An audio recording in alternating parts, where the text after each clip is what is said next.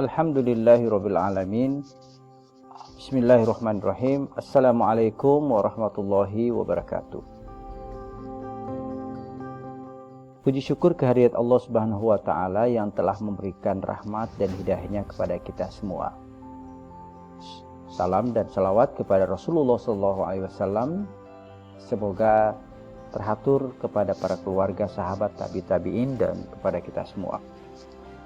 Jika pada sesi sebelumnya kita sudah menjelaskan tentang ragam pendekatan studi tokoh, baik dari aspek pendekatan biografi, kemudian dari gagasannya, dari peran sosialnya, lalu bagaimana analisis media dan analisis visualnya, maka pada bagian kita kali ini akan membahas tentang bagaimana menyusun latar belakang.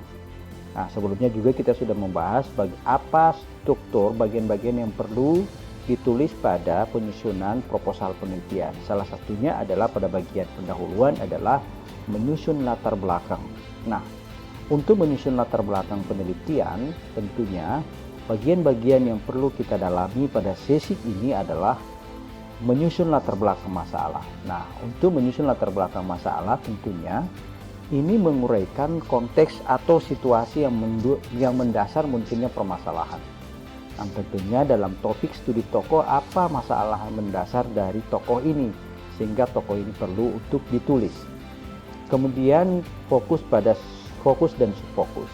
Tentunya beragam masalah akan timbul ketika kita melakukan studi tokoh. Nah, kita fokus dan subfokusnya pada bagian yang mana? Agar penelitian ini lebih terarah, maka kita tentu membutuhkan rumusan masalah. Lalu masalah penelitian ini apa? Mari kita rumuskan dalam sebuah rumusan masalah penelitian yang tentunya dalam teknik penyajiannya kita menggunakan kalimat tanya yang bersifat umum, grand thought question, sebagai pertanyaan payung. Pertanyaan umum nanti ada penjabaran yang lebih lanjut.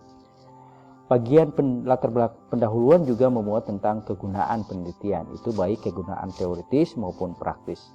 Mari kita lihat secara rinci bagian-bagian ini. Misalnya, kita akan melihat kajian tokoh pendidikan Islam di Gorontalo. Misalnya kita ingin melihat studi biografi Kiai Haji Hamren KU. Beliau adalah pendiri Pondok Pesantren Al-Falah Limboto, Kabupaten Gorontalo, Provinsi Gorontalo. Tokoh ini cukup disegani dan melahirkan generasi yang berkualitas. Nah, studi tokoh untuk mengajukan latar belakang, nah konteks permasalahannya tentunya ini dapat kita lihat dari tinjauan historis. Kenapa tokoh ini kita pilih, kemudian secara ekonomis juga bagaimana, aspek sosialnya bagaimana, lalu secara kultural juga bagaimana. Nah, penggambaran akan konteks dengan menunjukkan fenomena-fenomena atau fakta-fakta empiris apa yang terjadi, apa karya-karya monumentalnya, kejadian-kejadian apa juga yang perlu untuk dihadirkan dalam latar belakang ini. Dan tentunya ini kita bisa lihat dalam karya-karya yang terpublikasi maupun dokumen pribadi tokoh, entah itu melalui buku ataupun penelitian-penelitian yang lain. Ini kalau kita menulis tentang di bagian latar belakang. Nah, latar belakang itu tentunya kita fokus pada jawaban atas pertanyaan so what? Ada apa? Nah, agar pertanyaan so what ini menghasilkan kualitas narasi yang bagus dalam latar belakang, maka kita perlu memahami level bagaimana pertanyaan so what itu menjadi bagian yang penting untuk dinarasi pada bagian latar belakang. Pertama, wah. Ayo kita deskripsikan ada apa? Kita deskripsikan narasi ada apa dengan tokoh yang satu ini. Mengapa Anda memilih tokoh yang satu ini dibandingkan dengan tokoh-tokoh yang lain? Kemudian pertanyaannya berlanjut kepada so what? Lalu ada apa? Ada apa dengan tokoh ini? Apa perbedaan dengan tokoh ini? Apa keunggulan tokoh ini? Mengapa tokoh ini dipilih? Dan sebagainya.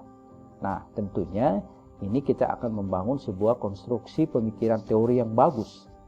Jika pertanyaan so what kita bisa jawab dengan baik.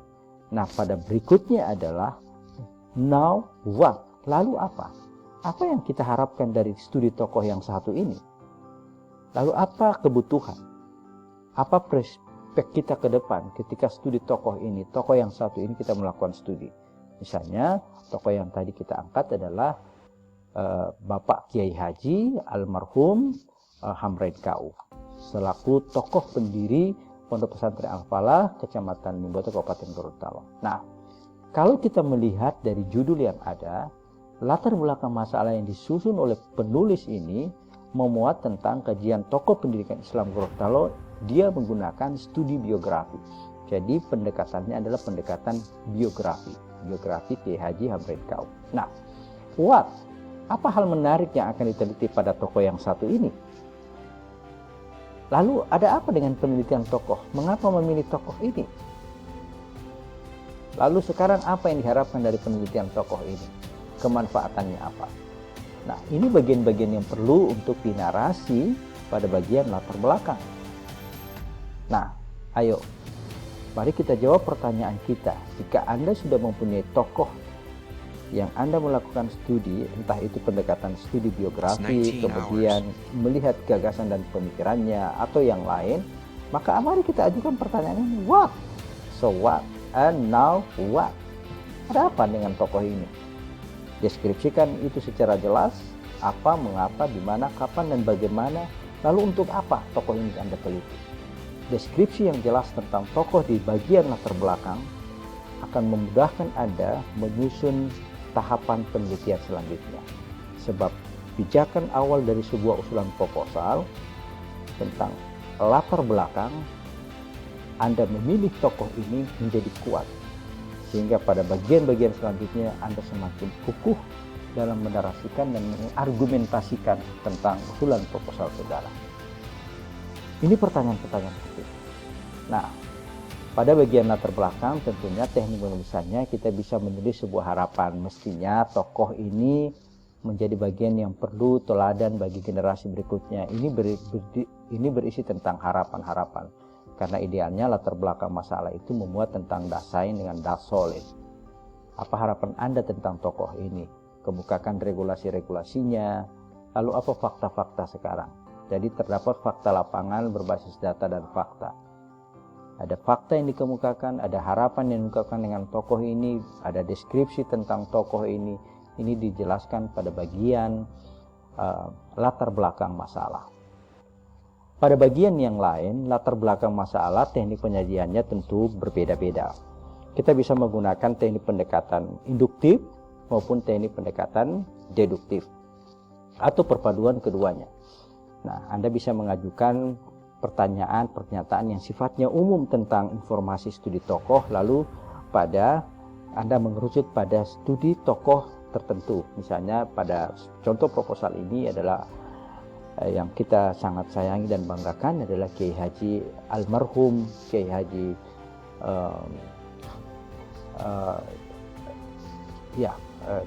kita yang sangat kita segani, yakni Bapak Kiai Haji Hamrain KU. Ya, itu pertanyaan-pertanyaan. Berikutnya adalah kita juga bisa menyajikan proposal penelitian ini dalam bentuk apa? Secara deduktif, induktif, deduktif, atau perpaduan keduanya. Anda bisa memilih keduanya. Nah, pada bagian berikutnya adalah kita fokus pada fokus dan subfokus. Kita akan merumuskan fokus dan subfokus. Nah, kita dari contoh ini kita bisa melihat area spesifik yang akan diteliti. Jadi setelah fokus ditentukan, selanjutnya ditetapkan sudut tinjauan dari fokus tersebut sebagai subfokus.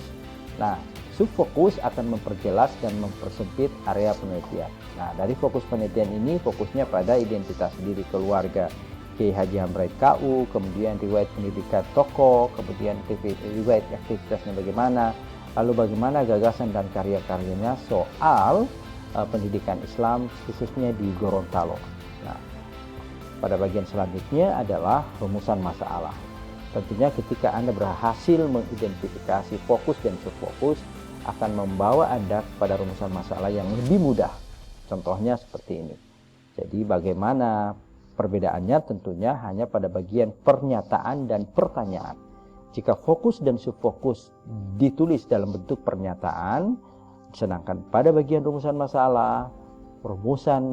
masalahnya disajikan dalam bentuk pertanyaan. Jadi bagaimana profil biografi tokoh ini, kemudian bagaimana aktivitas tokoh ini dalam bidang sosial, riwayat pendidikannya gimana, riwayat organisasi keagamaannya bagaimana, peran-perannya bagaimana, lalu apa gagasan dan karya tokoh ini dalam konteks pendidikan Islam. Lalu yang terakhir, kita tentunya akan menyajikan tentang kegunaan penelitian. Nah, kegunaan penelitian ini akan tergantung kepada apa yang akan diperoleh oleh peneliti. Nah, kegunaannya itu bisa bermanfaat secara teoritis maupun praktis. Nah, ini hal yang bisa Anda tulis pada kegunaan penelitian. Nah, berikutnya adalah sebelum Anda menutup atau menyelesaikan pendahuluan yang terdiri dari latar belakang masalah, kemudian fokus dan subfokus, rumusan masalah dan sebagainya, mari kita periksa kembali apakah bagian-bagian yang termasuk dalam pendahuluan di pendahuluan proposal saudara itu sudah terpenuhi atau tidak. Kalau belum, mari kita periksa kembali. Apakah pertama, pentingnya penelitian ini relevan dengan disiplin saudara? Ya, itu yang penting. Kemudian adalah terdapat desain dan dasolin sertai dengan data dan fakta pendukung. Tentunya pertanyaan so what, and now what ini menjadi hal yang penting untuk dideskripsi pada bagian ini. Kemudian apakah permasalahannya menarik, unik dan mempunyai kebaruan? Kemudian pertanyaan berikut, apakah dalam proposal ini permasalahannya diidentifikasi dengan jelas? Apakah terdapat rumusan fokus dan subfokus? Lalu apakah usulan penelitian ini bermanfaat bagi ilmu pengetahuan dan masyarakat? Ini bagian-bagian yang perlu Anda evaluasi ketika Anda mengakhiri penulisan pendahuluan di latar belakang masalah dalam usulan proposal penelitian saudara. Sampai jumpa nanti pada pertemuan bagaimana menyusun kajian teoritik. Semoga sajian ini bermanfaat. Mohon maaf atas segala kekurangan dan kehilafannya. Terima kasih atas segala perhatiannya. Hanya kepada Allah segala urusan kita serahkan. Wa ilallahi turja'ul umur. Wabillahi taufiq wal hidayah. Wassalamualaikum warahmatullahi wabarakatuh.